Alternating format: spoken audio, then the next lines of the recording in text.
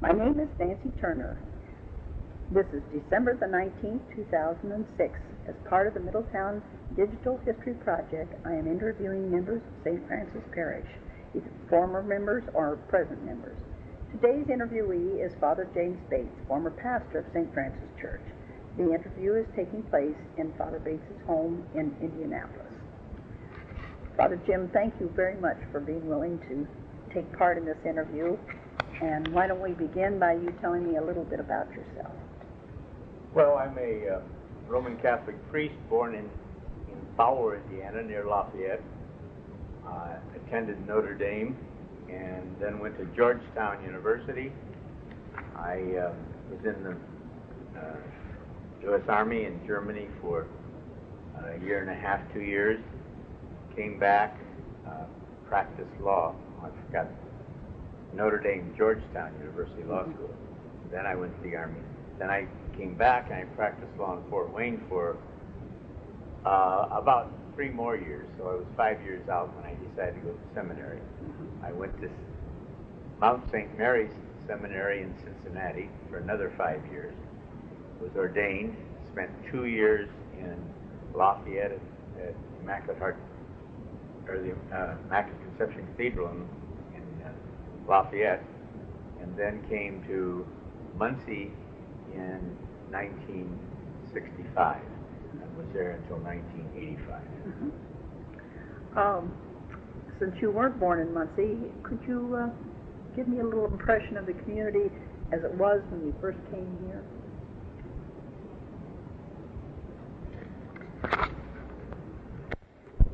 Well, I was very impressed with it. It was it seemed to me to be a very progressive city, and the university was growing, and it was attracting a lot of people, a lot of industry there, and I thought it was a very pleasant place to live. I enjoyed it very much. As the years went on, I was primarily involved with the university community, but I also got involved in the broader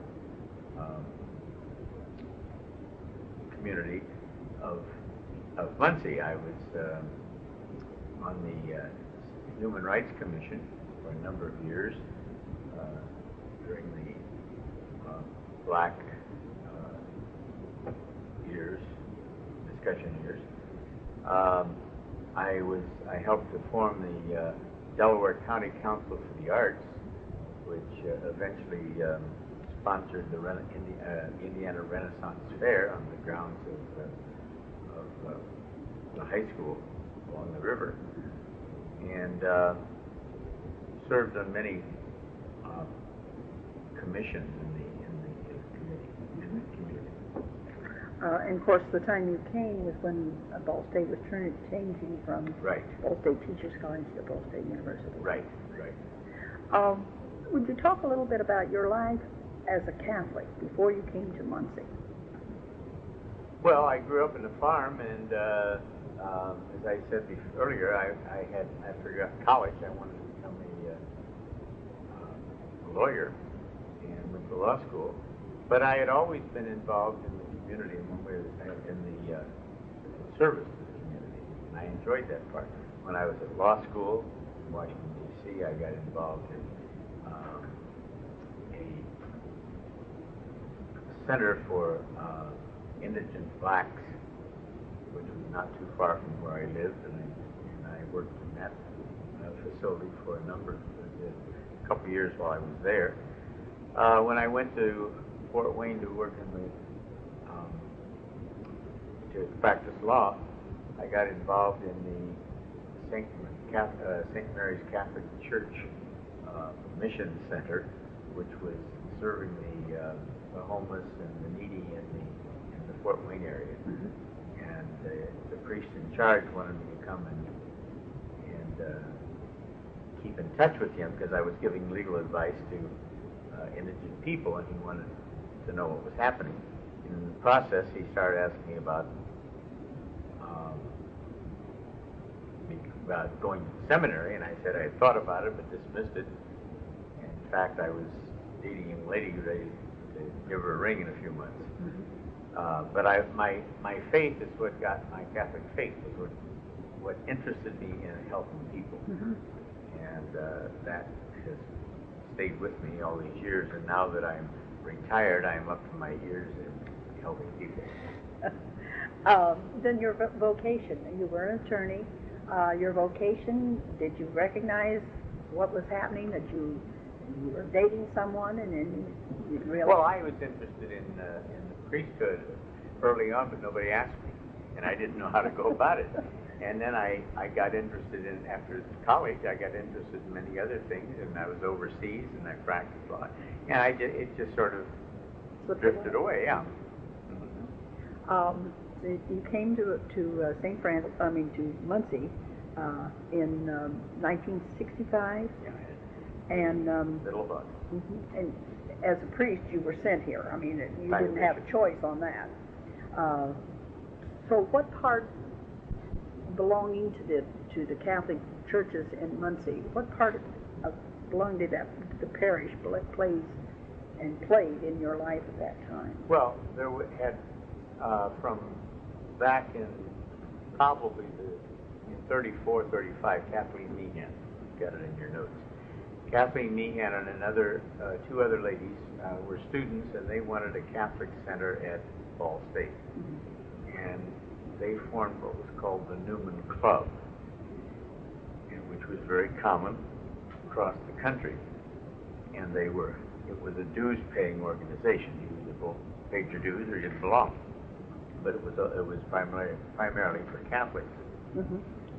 After Vatican II, which was in 64, 65, 64 and 5,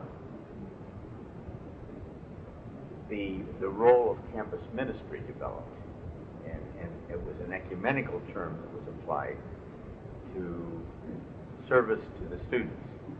And at that point, it was no longer a paid club, but if there was anybody who was Catholic was welcome to join, and it was to provide services for Catholic students. You see, the catch was that up until the Second War, and ending in 45, Catholics were not encouraged to attend public institutions, and except for specialized things such as medicine and law and so on, which there were few Catholic facilities, they went to Catholic schools. But after the Second World War, the GI Bill opened it up to anybody to go to anywhere they wanted to go, and so the Catholic population in state and private universities began to blossom, and that's why it became necessary that the Newman Club not just serve a small number of people, but rather it was open to all Catholics. Now, let's go back just a little bit. You mentioned to me before about the idea of the Newman Club, where the name came from. Would you talk a little bit about that? Well, the Newman Club comes from the fact that, first of all, it was in the University of Wisconsin. That name eludes me, but the Catholic lady there invited some Catholic students to her home for Thanksgiving dinner. And most of the students at the University of Wisconsin were not Catholic, but there were a few, and they met 5 or 6 of them at her home, and they thought it was very nice to be together, and they'd like to have a club. So they called it, and that name eludes me. They had a name for it. Well, one of those students graduated and went to med school, University of Pennsylvania Med School in Philadelphia. And he remembered the little club they had, and they wanted to form a club in Pennsylvania, in Pittsburgh, in Philadelphia. And they wanted a name for it. And the name which was very prominent at that time was John Henry Newman, Cardinal Newman. He had died in 1891, just 2 years before, and when he died, his name, by the time he died, his name was well known in Catholic circles as an educator. So they named their little club the Newman Club. He didn't have any part in it, but they used his name. And then it went on to grow in other campuses. in other colleges. And I think 1907, there was a man at Purdue who got really interested in this and decided it was a great idea, and he traveled all over the country. His students traveled all around the country, starting little Newman clubs. And by the 20s, it was a national movement, and there was a national president, vice president, a national chaplain, and there was an organization for students, one for professors, and get the other designation. And it eventually, in around probably the late 30s and 40s, they broadened it and called it the Newman Apostolate. It was an apostle of the church, and he had many. That was a prominent term in those days, that there were many organizations of outreach in the church, and they called it an apostolate. And then it was after Vatican II that it became known as Catholic Campus Ministry.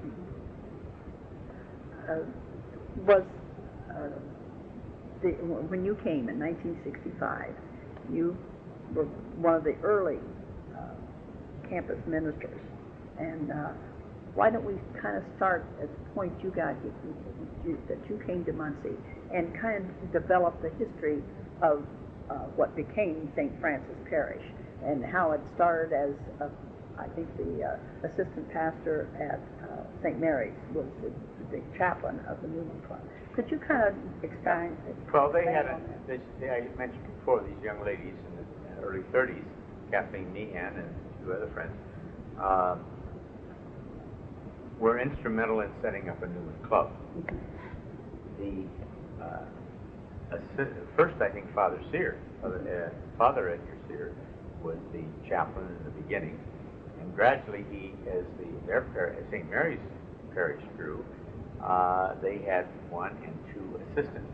It became the tradition that the first assistant was the chaplain of the Newman Club, and met with them.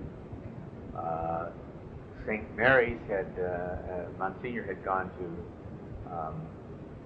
Archbishop Knoll, John Henry Knoll, in Fort Wayne, and asked for a subsidy, as he had already given to Purdue and IU, of $100,000.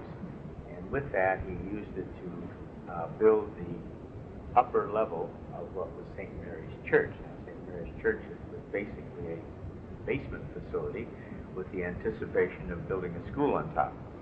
But with the $100,000, he developed a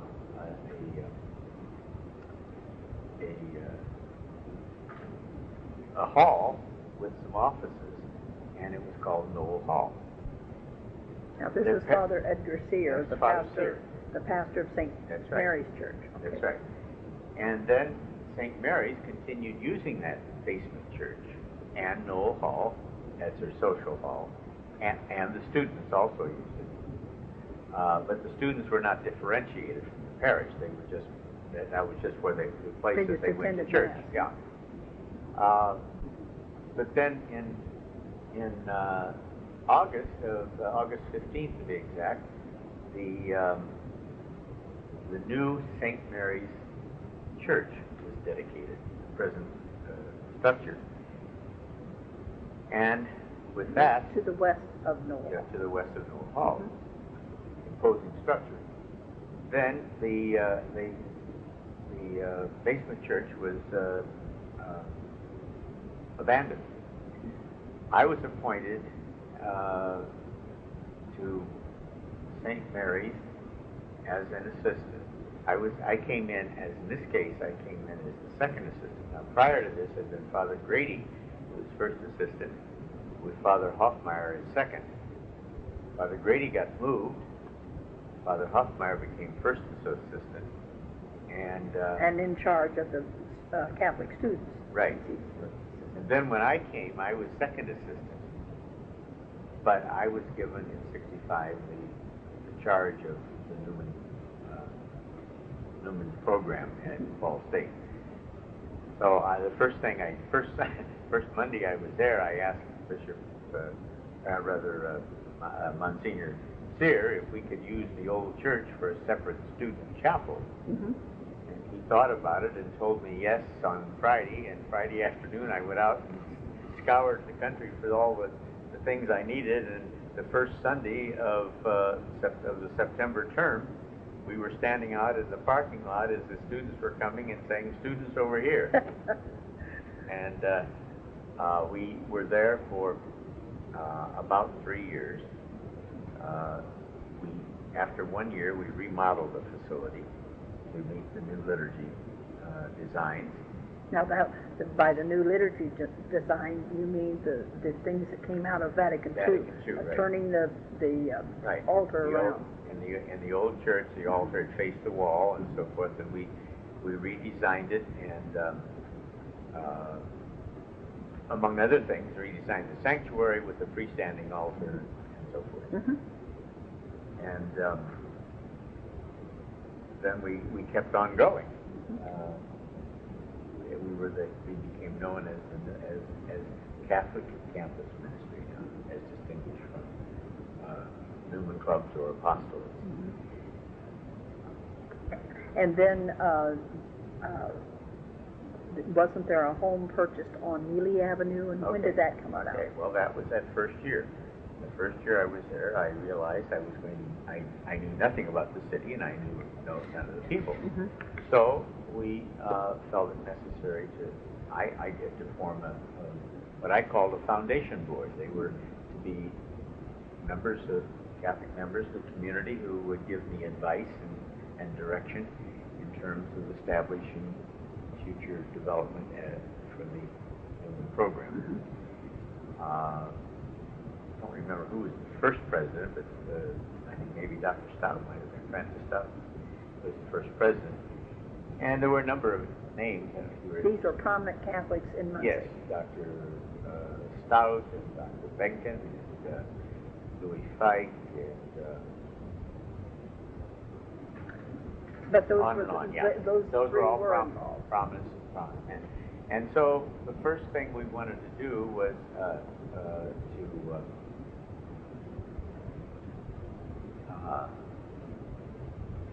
to find some more space and sometimes something closer to the campus. At the moment, it eludes me, but we somehow developed a fund, a gift of $40,000 or $50,000. Mm-hmm. It may have come from diocese that I don't remember, but with that, we bought a house on Neely Avenue. Mm-hmm. It was just a residence house across from Studebaker Hall. Mm-hmm. And we also purchased a lot on Riverside, which is now where the Christian Student Center is, Christian Student Foundation is. And our idea was eventually to build on that lot. But in the meantime, we remodeled, we just used the house as it was. There were 2 bedrooms. One was my personal room and bedroom, and the other one was my office. What had been the dining room became the secretary's office. The attached garage became our chapel and our meeting area.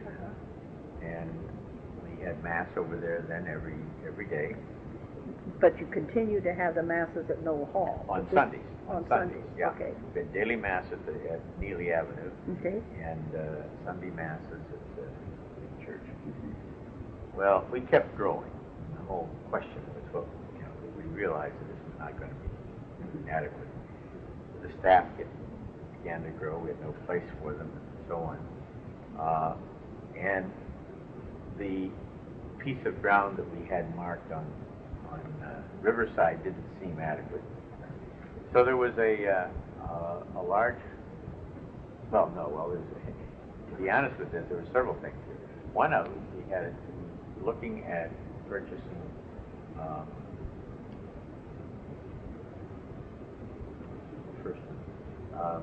across the corner, I'm not sure what stands there now, at the intersection of McKinley and Neely, Neely becomes Petty Road. Mm-hmm. There was a gentleman who had an office, a garage there. He had a gravel pit. I can't think of his name right now. But across the Leonard Schick. Schick, yeah. That was Leonard Schick. Okay, and the Schick property was across the road, the southwest corner. Mm-hmm. And I used to, and by this time we had to rent a house because we had 2 and 3 priests there, and we rented a house on Petty Road next to King Margaret Curtis. Now, do you happen to remember what block that was in, or kind of the location of that? Well, it was just a block off of Kinley. Oh, okay. All right. Across the street on Petty. From Don Marsh and next door to Margaret Curtis. Okay. And I walked past that corner every day, several times. And so I used to stop and talk to Mr. Scheck once in a while. And I asked him, would you ever consider selling that corner, the southwest corner, to us for a Catholic student center? Oh, he said, I'm not Catholic. Well, at that particular time, his wife had died. And I said, well, we would be happy to name the building in honor of your wife, because nothing on the campus, although he owned most of that ground, nothing on the campus had been named after, had a Schick name on it. Uh-huh. And I said, we'd be happy to name our building in honor of your wife, who's just deceased. And he kind of liked that. She was killed by a train. I forget. But anyway, it was an accident, I do. But he was rather intrigued with the idea. Well, apparently he was more intrigued than I knew, and he began to talk about it. The next thing I get a call from Oliver Bum, Dr. Bum, who was the head of development. Vice President for Development or something. Yeah. Anyway, letting me know that the university had their eyes on that, and we should not even consider. To back off. Yeah, back off. So then we looked at. There's a corner back behind Studebaker and Wagner Hall where the fence comes to an angle, with the neighborhood separated from the campus area, and the house right in the corner became available, and we made a bid on it. And we were Mario Peroni, who was an attorney, Judge Mario Peroni was on the board, and he was handling the negotiations for us, and everything had been worked out, and we got the money, been able to accumulate the money to buy that house, and we were hoping then we could get a gate in the fence so that students would be right next to Wagner and Studebaker. And he was to go down on 10 o'clock the next morning to sign for it. And at 9 o'clock he got a call from Oliver Bum. Oliver Bum saying, we bought that house last night. And they had, in order to justify buying it, they had to say that they had a use for it. And he said, we might need it sometime in the future for a maintenance person. So again, we got just blacked out. Yeah. So then, Ball State was eating up quite a bit of the land. Yeah. In fact, I think Leonard Schick owned most of that territory. Yeah, he did. That was the whole point. Yeah. And so then we were getting to a point where we really needed to get some more space, and I knew just about everything about every block around there. Plus the fact, not only did you have the students, you now were beginning to draw together a community parish. Yeah, there were professors and other people who were beginning to come to the chapel down in Noel Hall. So we had to do something, and we kept looking for space, and then Perry Cross, an attorney, he and his wife had purchased a house on Riverside where the present address, and the Esterly House. The Esterly House. And they had spent a considerable amount of money, $75,000, which was a lot those days, to fix it up. A lot of repair and new facilities and so on. And they were going to separate. And I was having lunch one day at the Travel Lodge. And Perry was at the next table, and he said, Father, you still interested in that house? And I pulled the fork out of my throat and said, well, yes. And he said, well, I'm going to go to Florida for 2 weeks. And when I come back, you give me a call. We'll talk about it. I didn't tell anybody. I didn't want the word. I didn't want the word to get out to anybody. Not to Ball State, especially. I didn't say a word to anybody. Nobody on the staff or the bishop or anybody. Yeah. And when he came back, I talked to him, and we talked about the price. And now, by this time, we were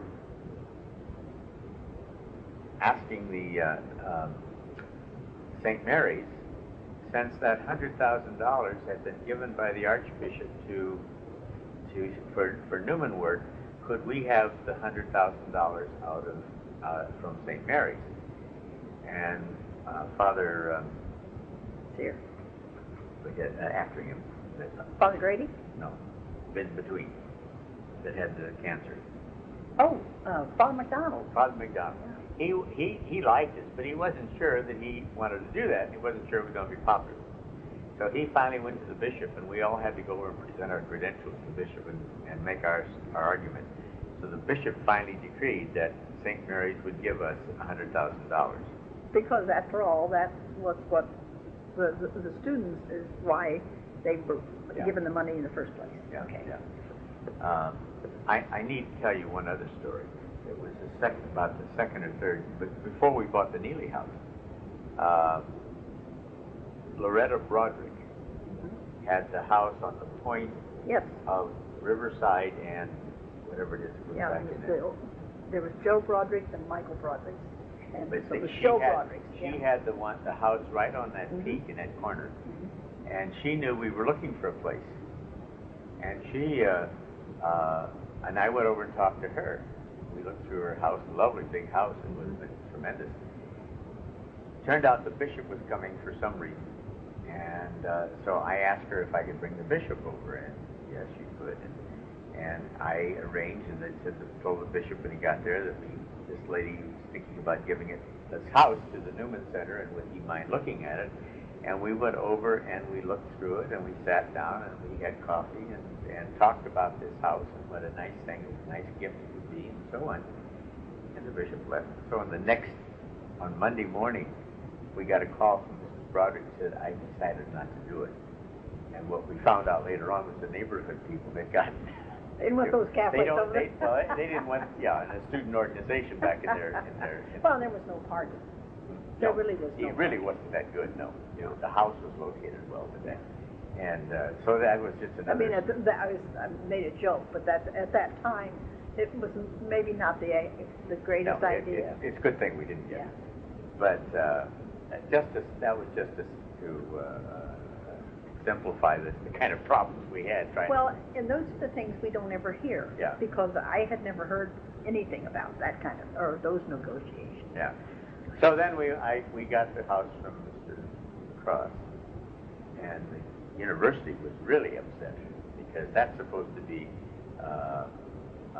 fraternity row, and it was university, and they didn't want Catholics in there, and so on and so forth. Well, anyway, and incidentally, we enjoyed good relationships with the university. Basically, they seemed to respect us.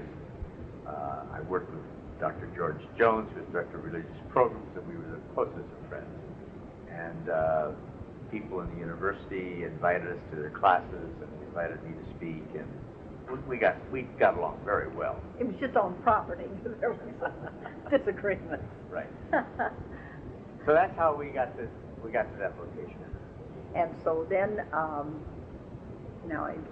there was building and remodeling. When did you begin the building behind the Efterly house? Before that, there was ground from the entryway into that property all the way west to the corner of New York Avenue. The property on the corner had been given originally to the Anglicans, and Mr. Cross had bought it from them. So when we bought the house, we also got the corner lot. But there was a lot in between, which is a fraternity house. Well, about the year or so after we were there, the fraternity was closed, and the house stood there vacant. And so Van Smith got involved, and he did some negotiations, and we were able to purchase that. so we purchased that, and that house was torn down. That was the house on the corner. There was nothing on the corner at that Okay, time. but the house The next. house between that corner and, Uh-huh. and the yesterday house. Right.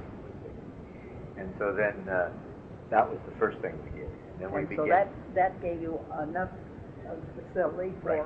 parking Right. eventually. Right. We knew we were going to need some parking. And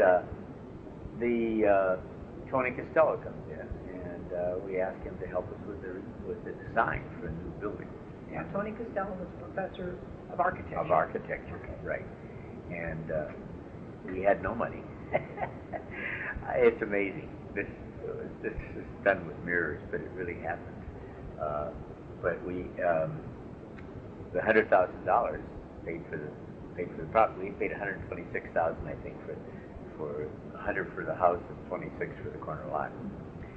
And so then we decided to do fundraising. In the meantime, I had joined the CASE, which is the Council for, I'm sorry what it is, but it's for fundraisers in the university level, professional fundraisers. And I started going to their meetings, and I was in this District 7, I think it was, which is all the Big Ten schools. So I was going to all those meetings about how you raise funds and so on. So we started out utilizing some of those techniques in terms of fundraising, writing letters, and all this sort of thing. And so Tony designed the building, more or less as it is now, or it was. And we decided we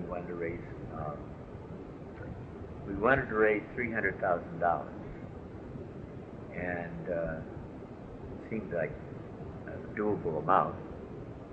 I may be mistaken. I think it was either 3 or 4. Anyway, we put it out to bid. It was 3,000, yeah. And we put it out to bid, and the bids came in at $450,000. Well, we just said we can't build. We haven't got the money. That fall, I went to Fort Wayne to visit relatives. Now, what year was this?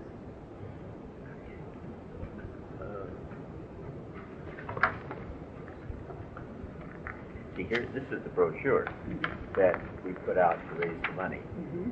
And so that, for data, oh, 73, that must have been about 71 Okay. or 72. And I went to Fort Wayne for Thanksgiving, and I visited an old friend that I knew from my law days in Fort Wayne, and he was a contractor. And I was just telling him our story of how we were hoping to build, that we couldn't, and so forth, because he was wanting to know what I did and was doing. And so he said, "Let me look at your plans." So I got him a set of plans. He went over them, and because he was professional, he modified things. He simplified. Instead of 7 designs for doors, he came up with 1, so that they were all alike, and things like that reduced the cost. Saved money. Yeah, and he came down to $400,000,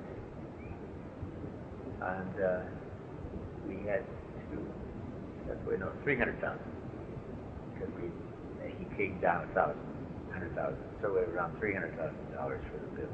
So we had a foundation meeting, and all this time these men were meeting once a month, this council, and they knew everything along every step of the way, and they took a big gulp and said it was Dr.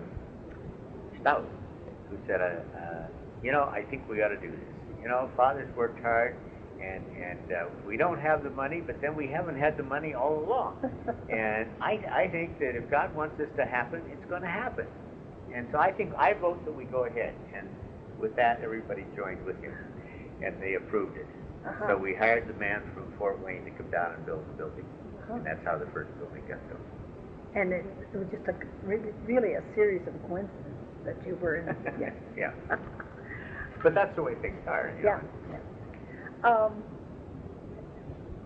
Going on another tack, what are some of your memories of some of the pastors that you well, of course, you were the pastor for so many years, but so I'll say some of you. May I introduce Yeah, for a second? sure. When I went to Muncie, my first year, I was an associate at the parish, at St. Mary's Parish. Mm-hmm. And I was also the director of the Newman Center.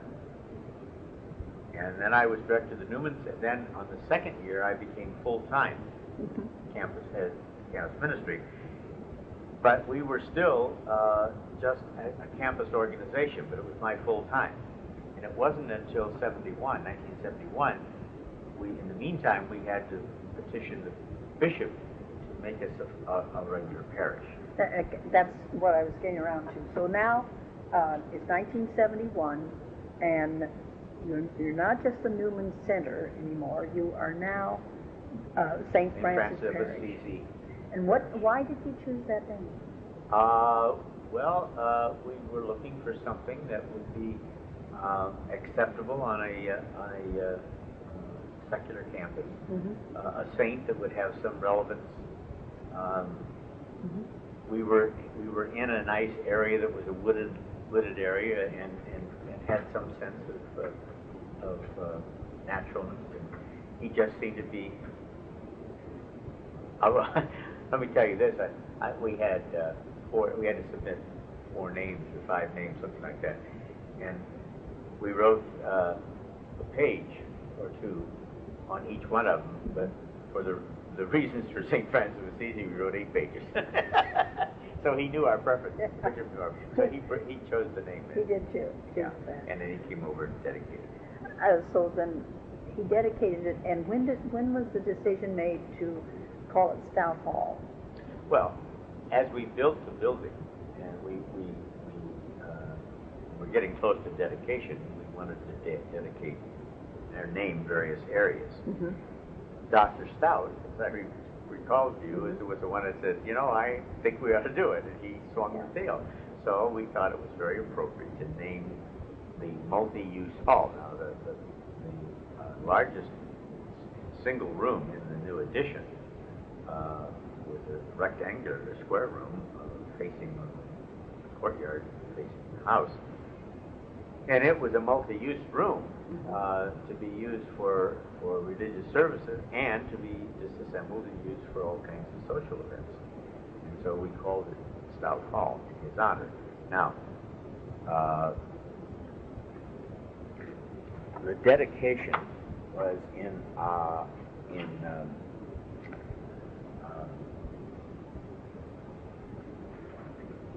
fall of '73, I believe.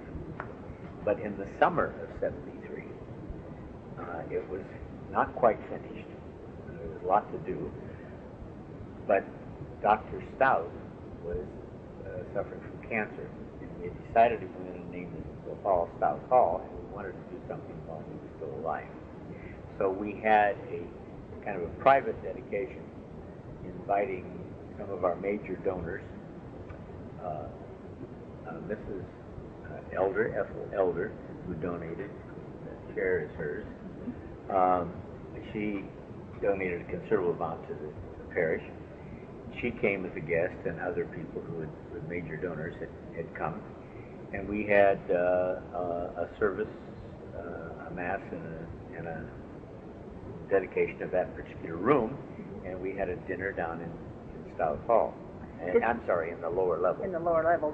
Did the Stout family know, or was this a surprise? Oh, no, they knew at that time, yeah, they knew ahead of time. And so Francis Stout was still alive. Oh, yes, he was still alive, and he came to the dinner, and his family was there, and it was in the hall. And the lower room we called the Alumni Hall.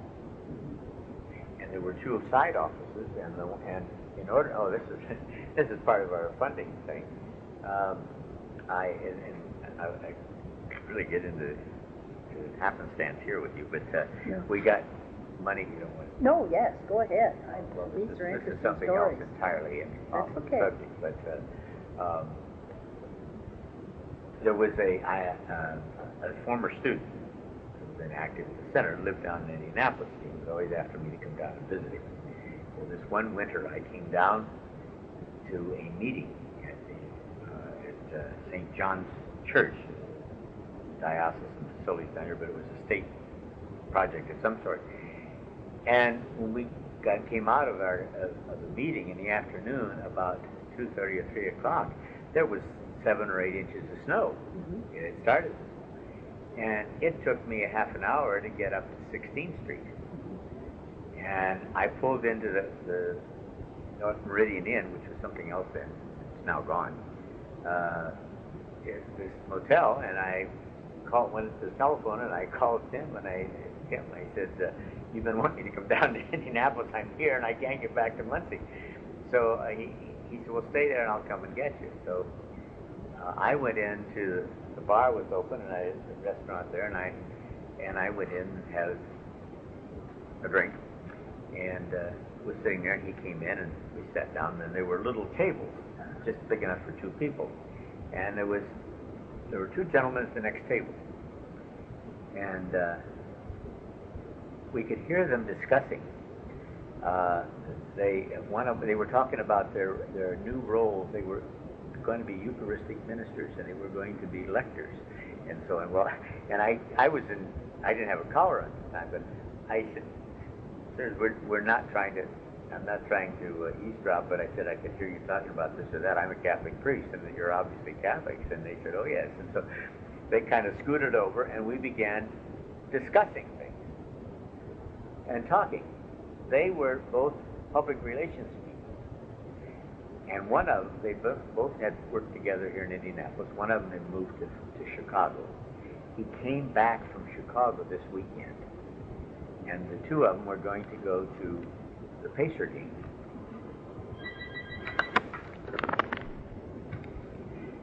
And so I just, when passing, I just said to the one who was living here in Indianapolis, what kind of public relations projects do you do?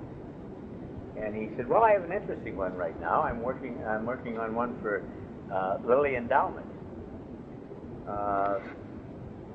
They were giving away about $7 million a year, but because of the Tax Reform Act in 1969, they're now required to give away a greater percentage, and they have to suddenly give away at least $70 million a year.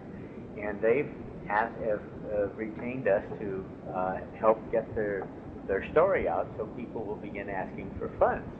Well, my ears lit up. And so we talked a bit about it, and this young man who had picked me up has been very interested in the Newman Center. So he came up to Muncie, and we sat down and decided to write a position paper for Lilly Endowment that, asking for money for the Newman Center. And we made a proposal. So we took it down, and again, this was part of my case experience on how to do that sort of thing. And we went down to Lilly Endowment and met with the gentleman, and other than my misspelling Lilly and using 2 L's instead of 1, or whatever, 1 instead of 2, whatever it is, and being embarrassed with that, he talked with us for over an hour and basically said, we don't fund campus ministry work. He said, we fund teaching of religion in university settings, but we don't fund the practice of it. And thank you, you've done a nice job, and goodbye. So we went home, and we sat down, and we wrote a position paper to present to them, saying that if they funded the teaching of religion, they ought to fund the practice on the campus. How are they going to know what was going on? I sent it back to them, didn't hear anything. In the meantime, my classmate from St. Mary's in Cincinnati was ordained with me on the same day, 1963, had been sent to be a chaplain at Wabash College. And this is an interesting story too, but over there, one of the Catholic men from Wabash was Dick Ristine, who was Secretary of State of Indiana. And his son got into some difficulty of some sort. And Fred, Father Hoffines, went down and intervened and helped him out, and he got him through the whole thing, and Mr. Ristine was always very indebted to him. Mr. Fred Hoffines left the priesthood, married, and was having lunch one day and ran into Dick Ristine and said, Dick Ristine said, would you, he was then the head of Airways, which was a sort of a discount love part of Ayers department stores. And he said, we're looking for somebody up in the South Bend area in personnel. Would you like the job? Fred said yes. And so he went to work up there. Sometime later, Dick Ristine became the executive director of Lilly Endowment. And he ran into Fred one day and said, how would you like to come to work for us? And Fred said, well, that's fine, in the religion department. And Fred said, well, it would be good, but I'm not sure that the bishop would approve. And Dick said, well, let me check with the bishop. So we went to see the bishop. Well, not approved because Fred left the church. Had been a priest. So Fred was was working for Airways, ran into Dick Ristine. Dick said, how would you like to work for Lilly Endowment in the religion department? They weren't sure. They checked with Bishop Gallagher. Bishop Gallagher, since Fred had done everything, had worked with Bishop Gallagher for over a year, deciding the bishop was very comfortable with it, and he gave him the highest recommendation, so he got the job. Fred went into work, and the first thing he threw on his desk was a proposal from Jim Bates. His former classmate. Former classmate. And incidentally, we refined this program.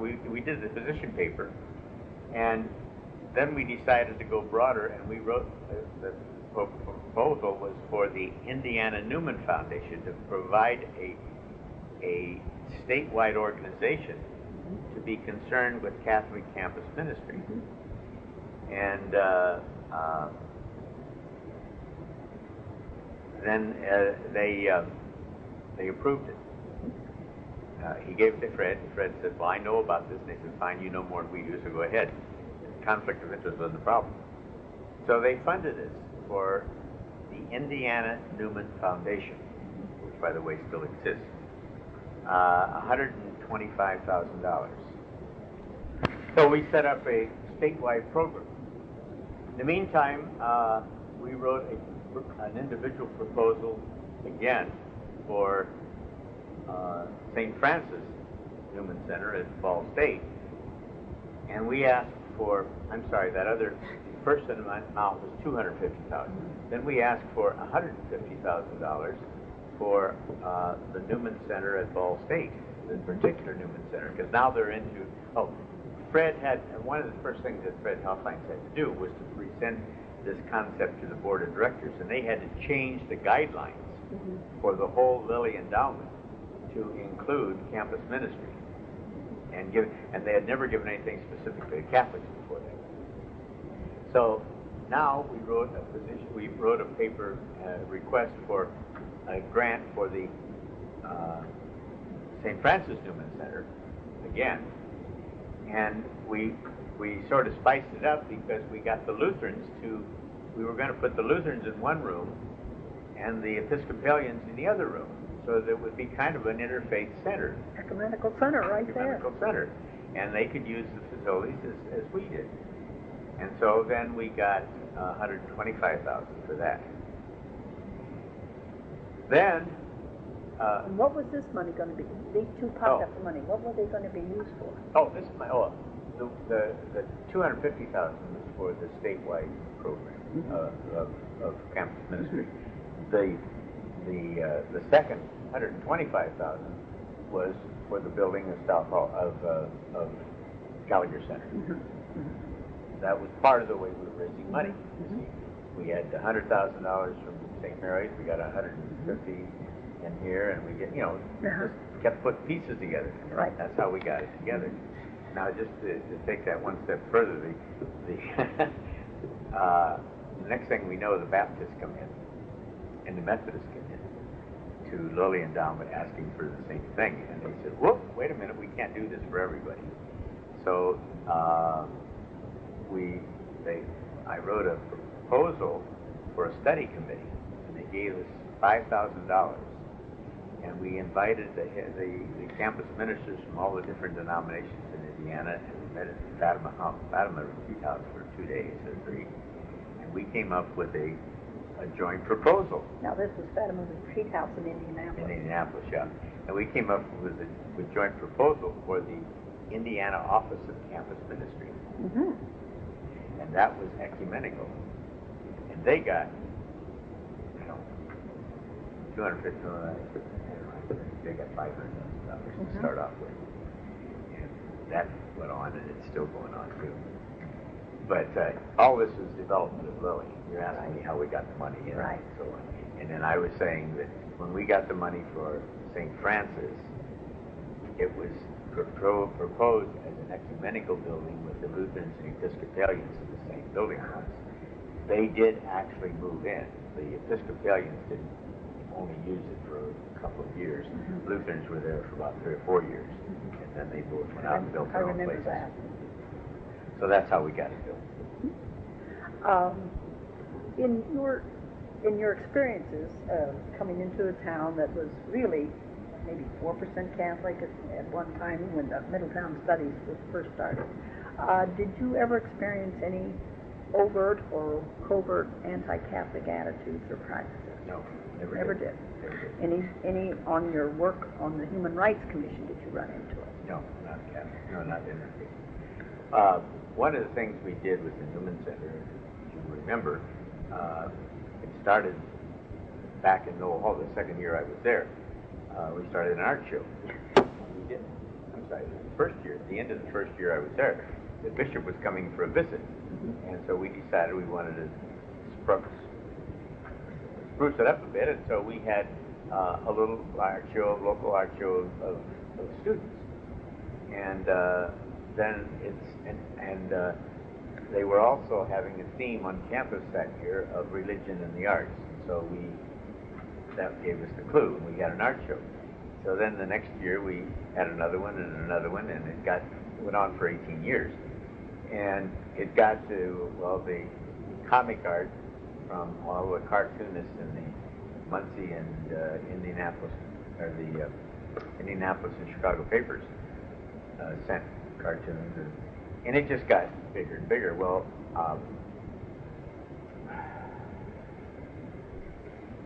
and more and more people, it became a social event in the city, and a lot of non-Catholics came to our art show, and then we would open on Wednesday night, and then on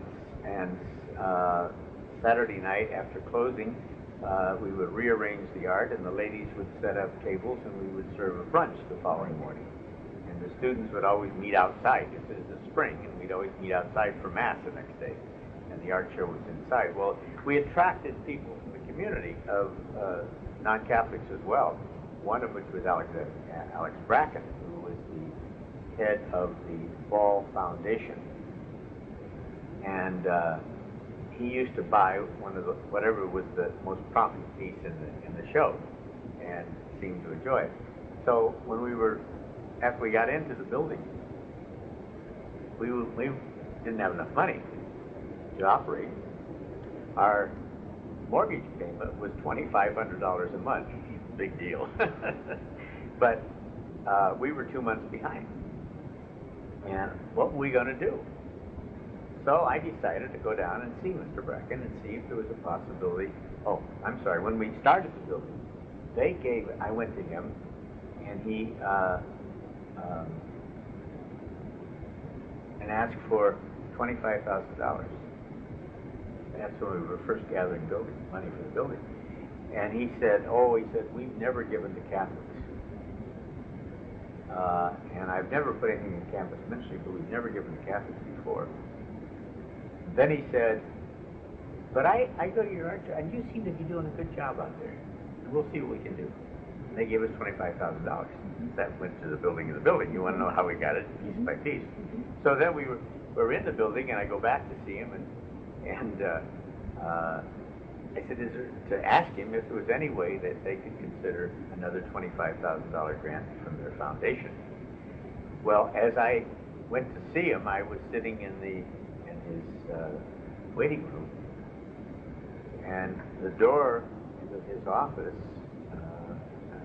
perpendicular to a wall right there, and hanging on the wall was one of the pieces of cartoon art that he had bought at our show.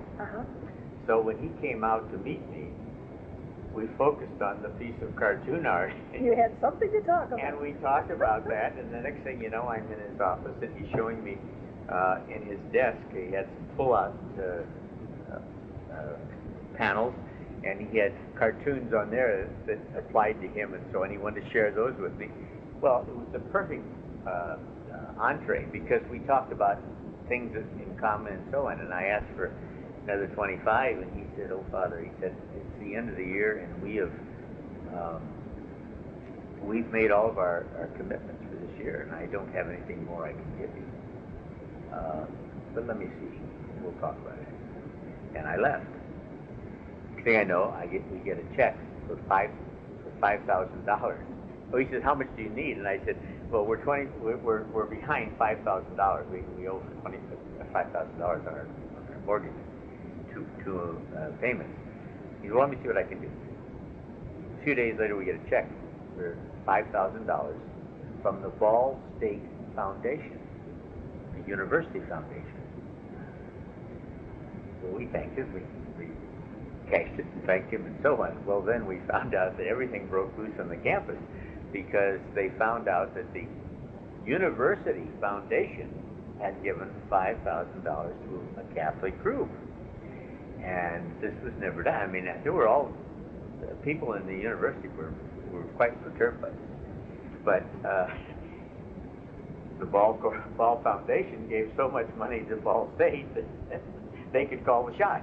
So he didn't have any in his foundation, but he asked the university foundation to give us $5,000. So that got us through two payments. And nobody questioned Alexander Bracken. No, nobody questioned. Yeah.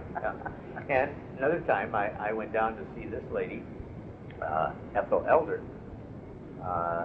just because her husband and my dad were old friends, and she was now in a retirement home, and I would stop and see her periodically, and I was in that vicinity, and I stopped to see her one day. And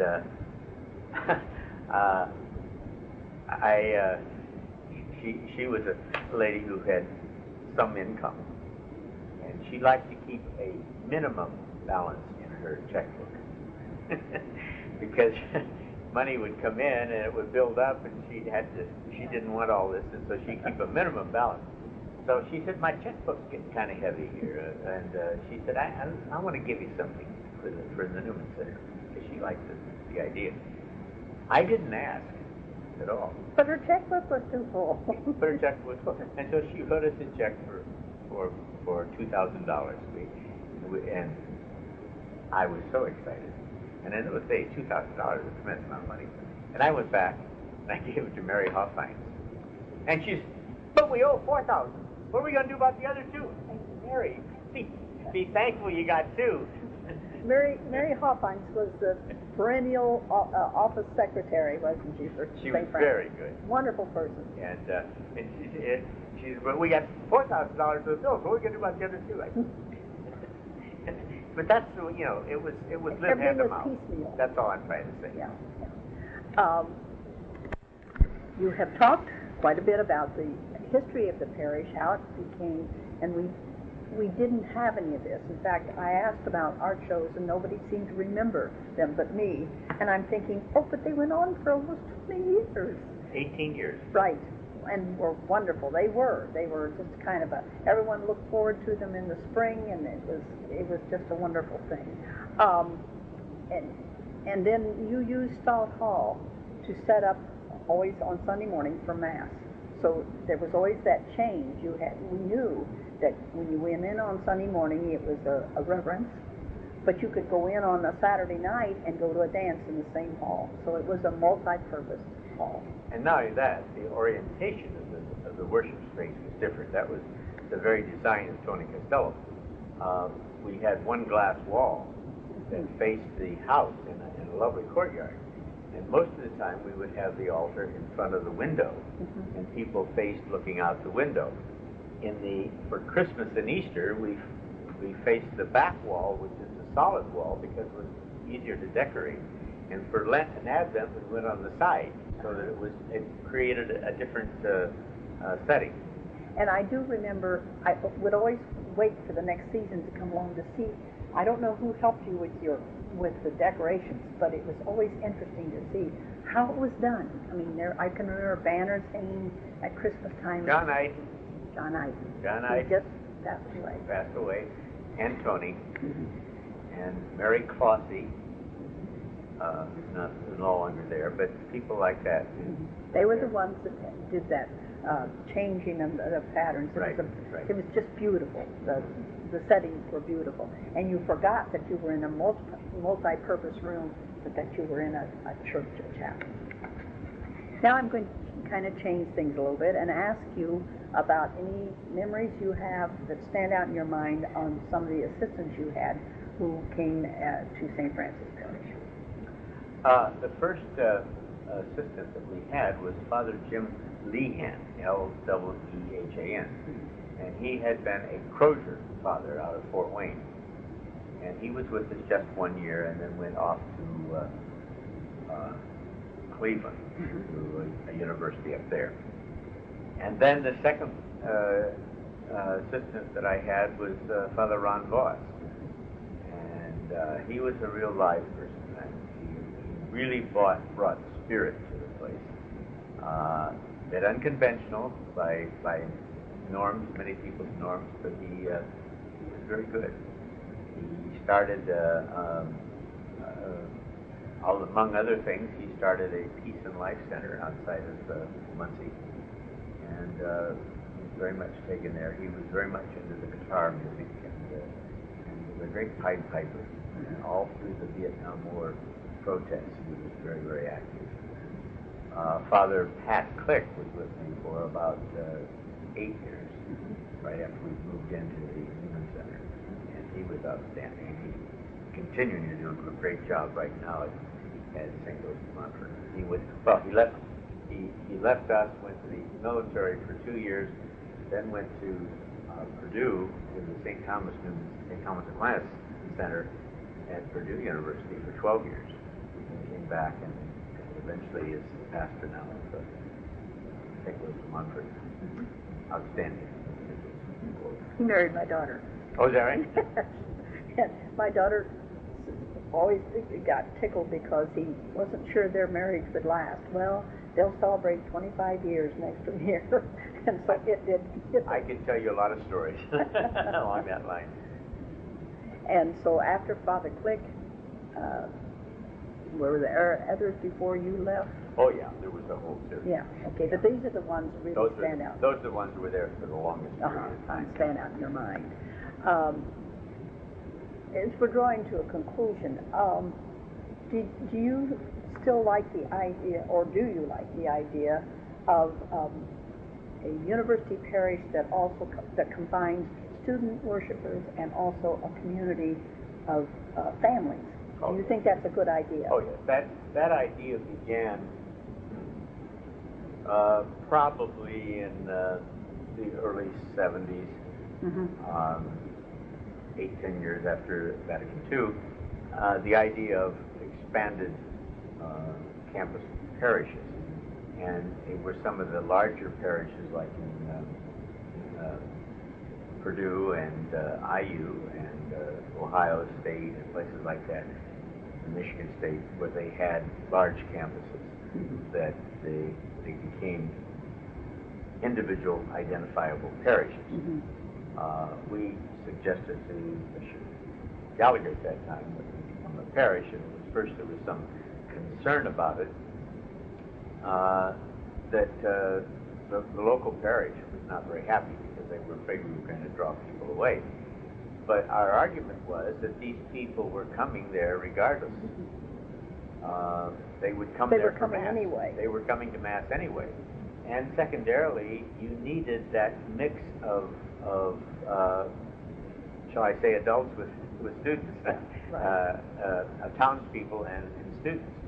It just made a richer mixture.